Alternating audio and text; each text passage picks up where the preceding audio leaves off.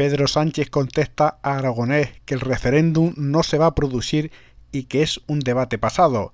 Asegura que el independentismo va contra los tiempos y defiende las decisiones arriesgadas tomadas por su gobierno. Critica a Feijóo, a quien acusa de que su única aportación es haber amordazado al Parlamento. Si algo ha quedado claro a lo largo de estos últimos años es que cuando el Partido Popular está en la oposición, pues se producen bloqueos, que es verdad que en esta ocasión han sido absolutamente inéditos a lo largo de la historia de nuestra democracia y que, por tanto, a lo mejor justificarían, pero eso ya lo dejamos a digamos, la decisión de los grupos parlamentarios, el hacer algunas reformas que impidan en que en el futuro se puedan producir este tipo de bloqueos, que lo que hace es erosionar las instituciones y dificultar pues el correcto funcionamiento de nuestra democracia en un órgano tan importante como es el Poder Judicial en nuestro país. Sobre qué espero del Partido Popular. Bueno, yo, en fin, creo que imagino que será una pregunta retórica, si me permite el sarcasmo, ¿no? A mí me da la sensación, y os lo dije en el Senado hace pocas semanas, que en estos 9 meses que lleva el actual líder del Partido Popular al frente de la política nacional, su única aportación ha sido amordazar al Parlamento. Y si echamos la vista atrás y de alguna manera sintetizamos cuáles eran los ejes de la oposición del señor Casado a este Gobierno, en primer lugar fue el incumplimiento de la Constitución de manera flagrante. Nada ha cambiado con el señor Feijóo. En segundo lugar, negar el pan y la sal, es decir, bloquear todo, oponerse a todo, votar que no a todo. Creo que tampoco en eso nada ha cambiado. Y en tercer lugar, el insulto y la descalificación. Antes me llamaban de una manera, ahora me llaman de otra, pero significa lo mismo. Por tanto, creo que si algo ha quedado claro es que la oposición del Partido Popular hoy es igual que la oposición del Partido Popular de ayer. Es decir, la oposición del Partido Popular siempre que está en la oposición. No hay, digamos, ninguna diferencia entre la oposición que hace el señor Feijóo a la que hacía el señor Casado. Y yo creo que esto es una decepción. Es una decepción, desde luego, para los extraños, es decir, para aquellos que no formamos parte de esa familia conservadora, pero también creo que es una decepción para los propios votantes conservadores que esperaban algo más, un aporte superior a la política española por parte del señor Feijóo a lo que hizo el señor Casado. Respecto a la economía, bueno, creo que lo he dicho en mi primera intervención, todos los organismos, tanto nacionales como internacionales, dicen que efectivamente estamos en un escenario de ralentización económica, pero que en ese contexto de ralentización económica España va a superarlo con mejor nota que el resto de países europeos. Lo estamos haciendo en niveles de empleo, lo estamos haciendo en crecimiento económico y también lo estamos haciendo, lógicamente, en el ámbito de la evolución del coste de la vida, de los precios. Por tanto, hay incertidumbre, hay, lógicamente, un contexto económico complejo, derivado de una guerra que esperamos termine cuanto antes, porque la paz es fundamental, no solamente para la economía, sino también para otras muchas cosas. La primera, el coste en número de vidas, de pérdidas humanas que se están viviendo en Ucrania, pero, desde luego, eso no depende de nosotros, por desgracia, depende de una persona y de sus veleidades, digamos, imperialistas, como son las que tiene Putin en Ucrania. En todo caso, creo que, como colofón a esta reflexión que aprovecho para, digamos, hacer a propósito de su pregunta, creo que España no puede minusvalorar los riesgos y las amenazas que tenemos por delante, como tampoco se tienen que minusvalorar las fortalezas que tiene España para poder sortear en mejores condiciones a otros países estas amenazas y estas incertidumbres.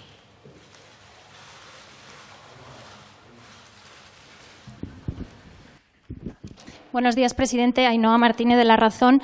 En una conversación informal con periodistas el pasado 6 de diciembre, algunos de los que estamos aquí, usted se abrió a retoques técnicos en la ley del solo sí es sí cuando hubiera unificado doctrina el Tribunal Supremo. El Tribunal Supremo ya se ha pronunciado sobre sentencias como la de la Arandina y se siguen produciendo en paralelo revisiones creo que ya van más de un centenar a agresores sexuales, a las penas de agresores sexuales. Me gustaría saber cuándo se va a producir ese retoque técnico y en qué va a consistir.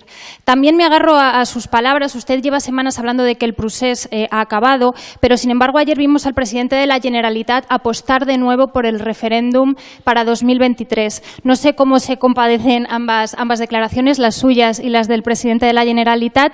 Y en clave personal, si le defrauda que después de la agenda catalana que usted ha desplegado, indultos, sedición, malversación, por la otra parte se siga sin renunciar a esa vía unilateral. Y ya para terminar, también por el tema de la malversación, no sé si le preocupa al Gobierno que, tal como ha adelantado la Fiscalía Anticorrupción, se vaya a producir una revisión en cascada de algunas sentencias a políticos corruptos, por ejemplo la Kitchen, sobre todo teniendo en cuenta que este Gobierno llegó al poder por una moción de censura contra la corrupción. Muchas gracias.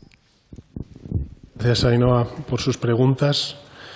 Sobre el sí es sí, en fin, me lo ha escuchado en muchas ocasiones decir, no solamente en off, sino en on, ¿no? Y es que estamos hablando de una ley que es pionera, que incorpora un nuevo tratamiento de los delitos sexuales basado en el consentimiento y que, en consecuencia, introduce nuevas penas. Un mayor elenco de circunstancias agravantes, también recoge medidas de protección para las víctimas, para que sean atendidas y asistidas, y, por lo tanto, lo que hace esta ley es reforzar la protección de las mujeres frente a cualquier tipo de agresión sexual. Y como usted bien ha dicho, pues evidentemente ahora los tribunales tienen que, a través de la jurisprudencia, establecer la correcta aplicación de esta ley. Por lo pronto, lo que ha dicho el Tribunal Supremo, es que la sentencia sobre el caso Arandina lo que tiene que hacer es analizar caso por caso sin que pueda hacerse rebajas automáticas de las penas, algo que desde luego estableció la Fiscalía General del Estado y que desde luego desde el Gobierno de España también compartimos. Sobre el procés, primero, recordar que el proceso acabado no es una afirmación que yo hiciera, es que lo han hecho los propios líderes independentistas. Recordar que el señor Jordi Sánchez, cuando se rompió el independentismo, el gobierno de coalición independentista, dijo que el proceso había acabado. En segundo lugar, estos son debates del pasado. O sea, en la Constitución española, como en ninguna otra constitución del mundo, se reconoce el derecho a la independencia de un determinado territorio. Esto no cabe en la Constitución española, como no cabe en ninguna otra constitución, y por tanto, pues, en fin, podrán reclamar lo que quieran, pero desde luego no se va a producir. En segundo lugar, si esto demuestra algo, es algo que me han escuchado ustedes decir en muchísimas ocasiones, y es las diferencias y las distancias tan abismales que existen en cómo resolver este conflicto político, que vive Cataluña, que vive la sociedad catalana, y por tanto, por extensión, al país al que pertenecen, que es España. Y me lo he dicho en muchas ocasiones, este es un conflicto que no se generó ayer, que llevamos más de una década, pues digamos, hablando desde el punto de vista de la política nacional, y que por tanto no vamos a resolver de un día para otro. Ni se originó ayer, ni vamos a resolver mañana. Lo que sí que es claro es que la Constitución se cumple en todos y cada uno de los territorios de nuestro país, también en Cataluña, y yo me permitiría añadir algo importante, y es que en estos 4 años, donde hemos vivido una pandemia y ahora estamos viviendo una guerra a las puertas de Europa, la respuesta que estamos dando desde Europa es hacia una mayor integración de la soberanía en Europa. Por tanto, creo que el independentismo como proyecto político, si me permiten esta reflexión, es un proyecto que va contra los tiempos, porque los tiempos hacia donde avanzan, hacia donde van las sociedades contemporáneas del siglo XXI, no es a compartimentar la soberanía, sino a compartir la soberanía. Y es lo que estamos haciendo en Europa. Y además de manera cada vez más acusada y más acelerada. Y finalmente me permitirán, pues en fin, una reflexión. Desde la moción de censura en 2018, primero con Casado y hoy con Feijóo, oye, ¿cuántas veces han dicho que se iba a celebrar un referéndum de independencia en Cataluña? Si es que he perdido la cuenta. Pero en realidad, los referéndums y una declaración unilateral de independencia se celebraron bajo administración del Partido Popular.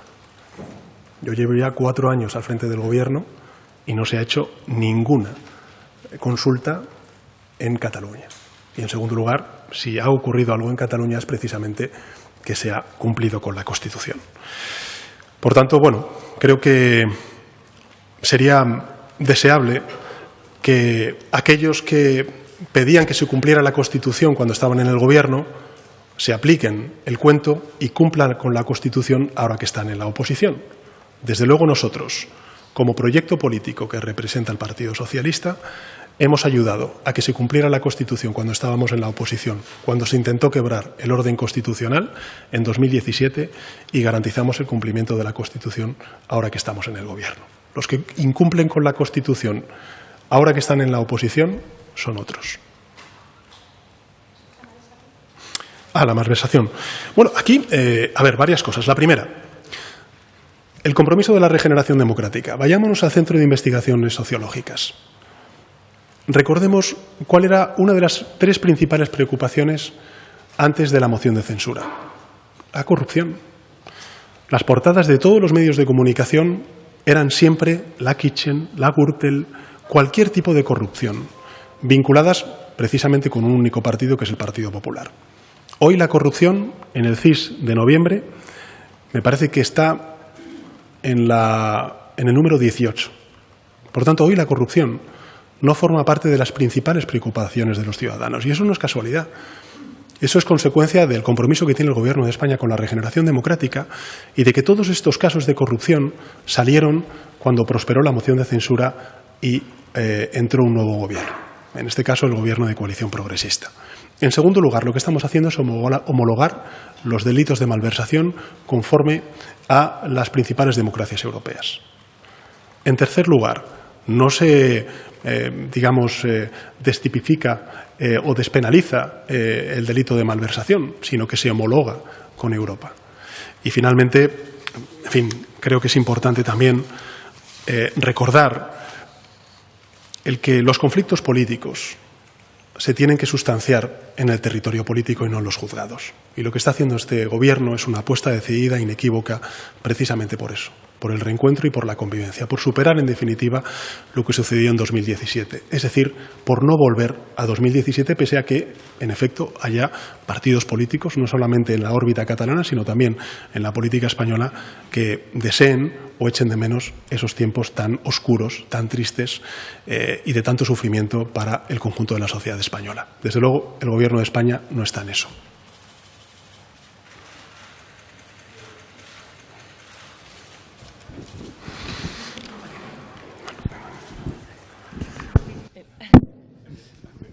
Muy buenas tardes. Gracias, Iván Gil, del Confidencial. Por continuar con esta cuestión que comentaba usted, que desde el independentismo se podrá reclamar lo que quieran en referencia a un referéndum, pero no se va a producir. Quería preguntarle si esto supone que, en caso de que se priorice ahora en la mesa de diálogo esta carpeta del referéndum, como se está poniendo sobre la mesa, conllevaría que se congelase la mesa de diálogo, o el Gobierno no estaría dispuesto a debatir esta cuestión en ese foro. Por otro lado, quería preguntarle también sobre el segundo paquete de la reforma de las pensiones, que estaba comprometido con Bruselas para el 31 de diciembre, por lo que parece no llegará a tiempo. No sé si se está en conversaciones con la Unión Europea para que el siguiente desembolso de los fondos europeos no se vea afectado por ese incumplimiento, y si hay posibilidad o el Gobierno estaría dispuesto a no incluir la ampliación del periodo de cómputo en esa reforma, dado que es la cuestión que más rechazo genera, tanto en los sindicatos como en sus socios parlamentarios. Y, por otro lado, quería preguntarle también sobre la relación con sus socios de Gobierno, más allá de las tensiones internas que está habiendo en ese espacio y que quizá podrían afectar a la movilización del voto progresista de cara a las próximas elecciones. ¿Qué valoración hace respecto a eso? Y ya más internamente, en referencia a la coordinación dentro del Gobierno con sus socios, en la negociación de este decreto se ha hecho evidente que parece que tiene que negociar a dos bandas, tanto con Vicepresidencia Segunda como con los ministerios de Podemos. Si considera que esa división está perjudicando el funcionamiento de la coalición. Muchas gracias. Gracias, Iván, por sus preguntas, ¿no? Sobre la primera, a ver, yo creo que en todas las mesas de diálogo que ha habido, el independentismo ha suscitado este debate. Si ustedes leen las declaraciones previas y post a la celebración de esta mesa de diálogo, siempre el debate sobre la independencia ha estado encima de la mesa por parte del independentismo. Esto es así y han encontrado siempre la misma respuesta por parte del Gobierno de España. No cabe dentro de la Constitución, pero no de la Constitución española porque sea la Constitución española, sino porque no cabe en ninguna Carta Magna de ningún país del mundo. En fin, estos son debates pasados y siempre me han escuchado decir lo mismo. Y es que si algo demuestra este debate es la distancia sideral que existe entre las posiciones para poder resolver este conflicto político, que, insisto, es un conflicto político de convivencia en Cataluña. Afortunadamente, hoy, si uno se da una vuelta por Cataluña, no vive la misma situación que vivió en 2017.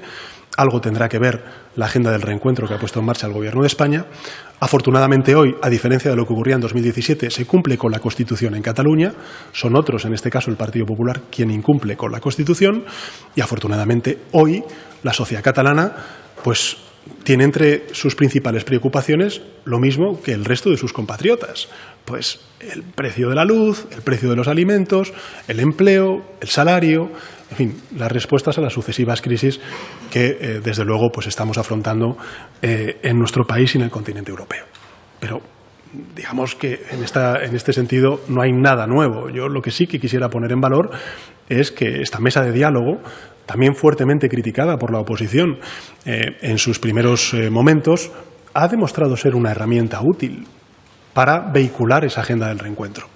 Nosotros escuchamos y ellos también tienen que escuchar cuál es la posición del Gobierno de España y de los partidos que componen el Gobierno de España, y es el respeto a la Carta Magna, al orden constitucional, la unidad de España, la integridad territorial y la soberanía nacional. Pero, insisto, este no es un problema que nosotros, hayamos heredado hace un día, viene de largo. Primero por la irresponsabilidad de unos, pero también por la incapacidad de quienes estaban aquí antes y ahora van dando lecciones no sé de qué.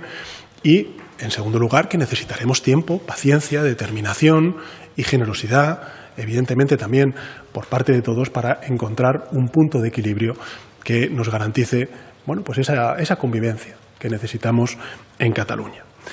En segundo lugar, sobre el Real Decreto de Pensiones. Bueno, en primer lugar, lo que sí quisiera decir en esto es que el Gobierno de España, si ha habido una hoja de ruta en lo que respecta a las pensiones, es en reforzar el Pacto de Toledo, como he señalado en mi primera intervención. El Pacto de Toledo es la guía, la hoja de ruta del Gobierno de España. El Pacto de Toledo significa dignidad en las pensiones, significa también sostenibilidad del sistema público de pensiones. Y en eso está el Gobierno de España. Desde luego, con este acuerdo que logramos con los agentes sociales, estamos revalorizando las pensiones conforme al IPC. Quiero recordar también que por primera vez en una década el Gobierno de España en estos presupuestos está destinando casi 3.000 millones de euros, los primeros 3.000 millones de euros al Fondo de Reserva de la Seguridad Social, que fueron esquilmados por la anterior administración del Partido Popular. Y finalmente nos queda esta tercera pata, ¿no?, que usted hacía referencia, de la reforma de pensiones. Bueno, estamos ahora mismo dialogando con los agentes sociales, también con los grupos parlamentarios. Quiero recordar que somos un gobierno de coalición que cuenta con 153 escaños, por tanto necesitamos llegar a 176 y estamos trabajando en este importante acuerdo. Decirle que si hubiera algún retraso, no hay ningún problema porque hay precedentes en cuanto a lo que es el cobro de esos fondos europeos. Quiero recordarle que, por ejemplo, fue el sistema de cotización a los trabajadores autónomos el que tuvo también un retraso para llegar a ese acuerdo con los agentes, con las asociaciones de autónomos, de unas cuantas semanas, y eso no significó el freno al desembolso de los fondos europeos por parte de la Comisión Europea. Con lo cual, desde ese punto de vista, tranquilidad. Sobre los socios de gobierno, la relación con Unidas Podemos. Yo lo he dicho hoy en el Consejo de Ministros y lo he escuchado, me han escuchado decir muchas veces también en público, y es que yo me siento orgulloso y agradecido del trabajo que hacen todos y cada uno de los ministros del Gobierno de coalición progresista. Desde el primer momento que fueron nombrados los ministros y ministras, les dije: sois ministros y ministras del Gobierno de España, no sois los ministros y ministras de este partido político o de otro partido político. Y así son, así los concibo y así trabajo con ellos. Ministros del Gobierno de España y, en consecuencia, desde ese punto de vista, pues cada uno incorpora su matiz, pero, evidentemente, después de 3 presupuestos generales del Estado aprobados en tiempo y forma, de más de 190, proyectos legislativos, entre leyes y reales decretos leyes que hemos aprobado en las Cortes Generales, siendo además un gobierno de coalición en minoría parlamentaria, creo que si demuestra algo es el desempeño notable de todos y cada uno de los departamentos de este gobierno. Y sobre en fin, el gobierno de coalición, pues creo que este es un gobierno de coalición que se ha tenido que enfrentar a retos extraordinarios, formidables, inéditos en la historia democrática de nuestro país, y que los hemos también hecho frente de manera más que razonable. Primero con la pandemia, luego con el volcán y ahora con la guerra. Si uno mira experiencias de gobiernos de coalición de derechas y ultraderechas en otros territorios, pues en fin, yo creo que la respuesta de un gobierno de coalición progresista a las distintas crisis son respuestas progresistas, muy distintas a las que hubiera con un hipotético gobierno de la derecha y la ultraderecha en nuestro país. Respuestas para ayudar y proteger a la gente y para hacer avanzar a nuestro país.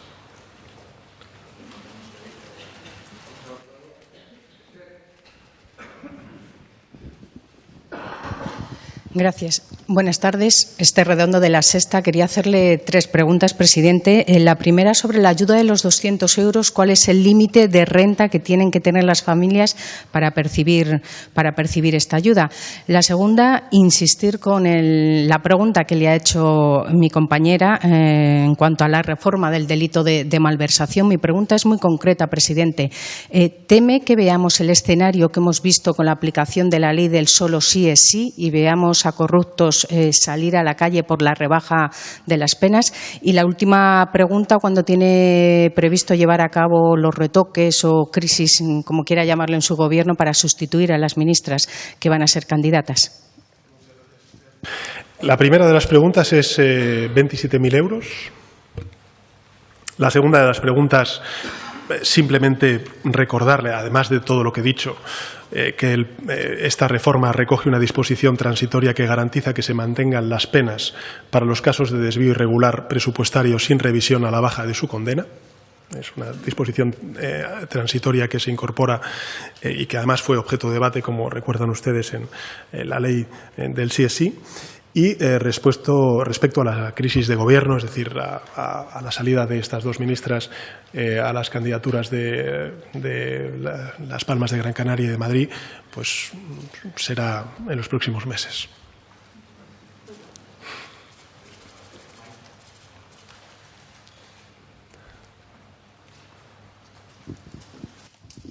Sí, buenas tardes, presidente. May Mariño, de Cero y Media. Voy a hacer una pregunta muy directa. ¿Le preocupa la falta de credibilidad que le ven algunos? Gracias. Es cierto que vivimos un tiempo tan inédito.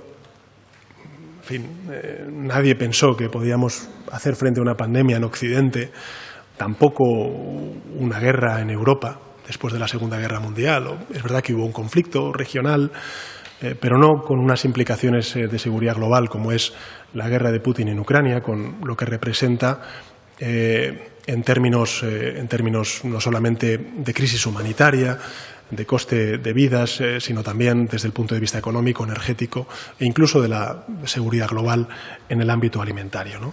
Y, por tanto, creo que tenemos que adaptarnos en las respuestas a muchas de estas crisis sobrevenidas. además de las grandes transformaciones que tenemos que hacer frente como consecuencia de ese reto de una formidable magnitud como es el de la emergencia climática. Pero respecto a los fundamentales, que es el cumplimiento de la Constitución y el compromiso con la Constitución, yo primero como líder de la oposición y ahora como presidente del Gobierno me he mantenido fiel a ese compromiso, al compromiso con la Constitución. Lo he hecho en la oposición cuando, de manera irresponsable, el independentismo nos sitúa ante el abismo de romper la integridad territorial de nuestro país, apoyando el artículo 155 que aprobó entonces el presidente Rajoy, y lo estoy haciendo ahora garantizando la Constitución y su cumplimiento en todos y cada uno de los territorios. Me gustaría que quienes hoy ostentan el liderazgo de la oposición hicieran lo propio, cumplieran con la Constitución hoy como exigían hace años cuando estaban aquí en el Gobierno cumplir con la Constitución. No al Partido Socialista, porque la cumplía, sino a otros partidos políticos. Por tanto, desde ese punto de vista, en fin, creo que hay que adaptarse a circunstancias sobrevenidas, crisis inéditas que estamos viviendo en Occidente y en particular en Europa y en consecuencia en España, pero desde el punto de vista del compromiso fundamental que define a cualquier político en nuestro país y es el compromiso con la Constitución, el Partido Socialista siempre ha estado en la oposición y en el Gobierno dentro de la Constitución. Otros no pueden decir lo mismo, desgraciadamente, para la democracia española, porque que un partido como el Partido Popular no cumpla con la Constitución es un problema para la democracia española.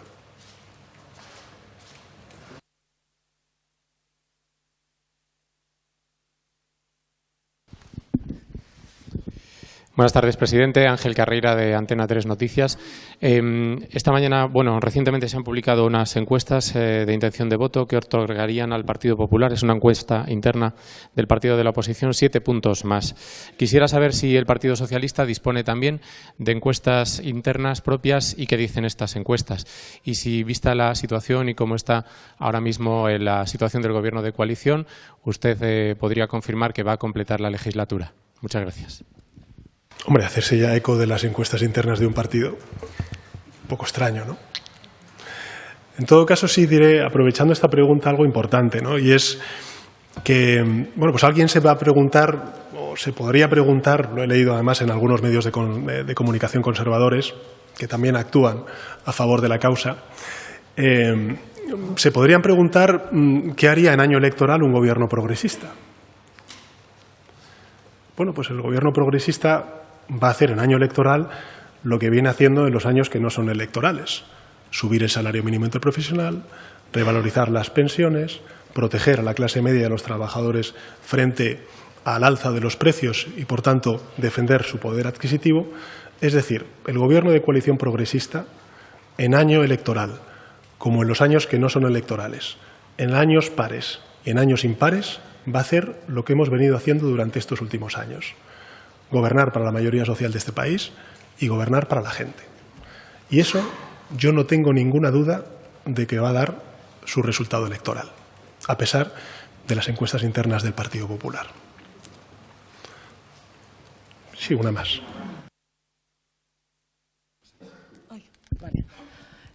Buenas tardes. Sandra Gallardo, Radio Nacional. Presidente, quería hacerle dos preguntas. Por un lado, en el discurso de Nochebuena el rey hizo un llamamiento a la responsabilidad. Usted en esta comparecencia ha estado reclamando al Partido Popular que cumpla la Constitución, pero quería preguntarle qué puede hacer usted, qué parte puede hacer usted, contribuir para que no se erosionen las instituciones. Si está dispuesto a mover ficha en ese sentido. Y por otro lado, el hecho de que diga que el proceso ha terminado implica que no se va a reunir la mesa de diálogo, puesto que un compromiso era hacerlo antes de que terminara el año y no lo van a hacer. Sobre la reforma de la malversación, una última pregunta. Si algún corrupto saliera beneficiado, ¿usted en qué posición quedaría, puesto que llegó con una moción de censura tras la sentencia del caso Gürtel? Gracias. Muchas gracias, Sandra. En relación con la última de las preguntas, por añadir a todo lo que he dicho, de que la corrupción en 2018 era uno de los principales problemas de la democracia española, una corrupción que monopolizaba el debate público, también el trabajo de la justicia y, desde luego, el debate en las Cortes Generales. Hoy la corrupción es la preocupación número 18 entre los españoles y eso creo que tiene mucho que ver con el compromiso de la regeneración democrática que tiene este Gobierno. En segundo lugar, recordar que lo que estamos haciendo es homologar los delitos conforme a lo establecido en las principales democracias europeas, que no se despenaliza. Al contrario, quiero subrayar que en algunas cuestiones nos situamos a la vanguardia europea, porque reconocemos, junto con otros muy pocos países, como por ejemplo Portugal, la tipificación de un delito nuevo que es, bueno, no un delito nuevo, me refiero en el Código Penal, no un delito que no hayamos visto, y no hablo en pasado, también, en fin, me quedo ahí, que es el enriquecimiento injustificado de responsables políticos, de su patrimonio, y eso ahora mismo queda tipificado en la reforma del Código Penal. Y finalmente, en relación con la última de las preguntas que usted ha hecho, yo creo que la labor que tenemos los políticos es la de apostar por la convivencia, es la de construir convivencia y no confrontar territorios. Yo lo he dicho, he tomado decisiones arriesgadas en lo que tiene que ver con un problema que heredé, no provoqué, heredé del independentismo y del Partido Popular, y creo que hoy, sinceramente, Cataluña y España están mucho mejor que en el año 2017. Y todo lo que hago va en esa dirección, en no volver a repetir la desgracia de 2017, que creo que no solamente causó sufrimiento, dolor entre la sociedad catalana, también la sociedad española, sino una enorme vergüenza a nivel internacional. Y creo que, en fin, no tenemos que minusvalorar ahora en retrospectiva una de las principales y mayores crisis que ha sufrido nuestra democracia en estos últimos 40 años. La Declaración Unilateral de Independencia, las leyes de desconexión y esa confrontación que llevó a que los catalanes en su casa, en su hogar, ahora que estamos celebrando pues estas fechas tan señaladas, no pudieran ni siquiera hablar de política entre ellos. De eso estamos hablando. Por tanto, creo que toda la apuesta que podamos hacer por la convivencia siempre es poca. Y creo que eso quedará para el presente y para el futuro. No solamente en términos de eso, de convivencia diaria, cotidiana, entre la sociedad catalana, sino también desde el punto de vista de la unidad, de la unión de España. La unión de España se fragua y se consolida y se garantiza construyendo convivencia y no confrontando.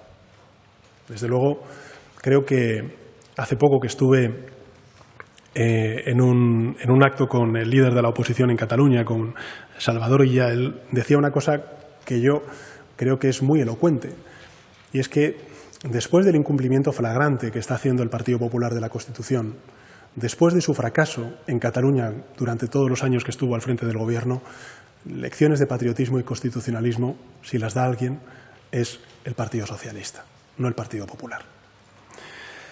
Respecto, Sandra, ¿cuál era la otra pregunta que me hacía sobre...? Sí, bueno, nosotros el pronunciamiento que ha hecho tanto el Gobierno como el partido al que represento dentro del Gobierno de Coalición Progresista es claro, es nítido. Nosotros respetamos, pues como no puede ser de otra manera, las opiniones que puedan tener otras formaciones políticas, pero nos sentimos reconocidos en lo que dijo el jefe del Estado, entre otras cuestiones, porque si tengo algo que reivindicar es que durante todos estos años de incumplimiento flagrante de la Constitución siempre he dicho que para el correcto funcionamiento de nuestra democracia es fundamental tener los poderes, en este caso el Poder Judicial, con un mandato pleno y totalmente legitimado. Y para eso, en fin, la Constitución es clara, no establece condiciones. Lo que dice es que el mandato de un Consejo General de Poder Judicial es de 5 años y que el mandato de los magistrados del Tribunal Constitucional es de 9 años. Y eso, por desgracia, no lo estamos viendo. Usted me preguntaba qué puedo hacer. A ver, en cada ocasión que ha habido un desbloqueo por parte del Partido Popular, el Gobierno ha actuado de manera positiva. Lo hicimos con la renovación del Defensor del Pueblo, lo hicimos con la renovación del Tribunal de Cuentas, lo hicimos también con la renovación de la cuota que correspondía a las Cortes Generales de los magistrados al Tribunal Constitucional, y ahora no lo podemos hacer porque la Constitución obliga, como es lógico, y nosotros aprobamos, a compartir esa decisión con el principal partido de la oposición para cumplir con esa cuota que nos mandata la Constitución en las Cortes Generales para la renovación. Por tanto, pues creo que esa pregunta, de verdad, quien tiene que responderla es el Partido Popular, que es quien está fuera de la Constitución, no nosotros que estamos dentro de la Constitución. Bueno, aprovecho para desearles unas felices fiestas, descansen, porque el próximo año apunta a que va a ser intenso. Gracias.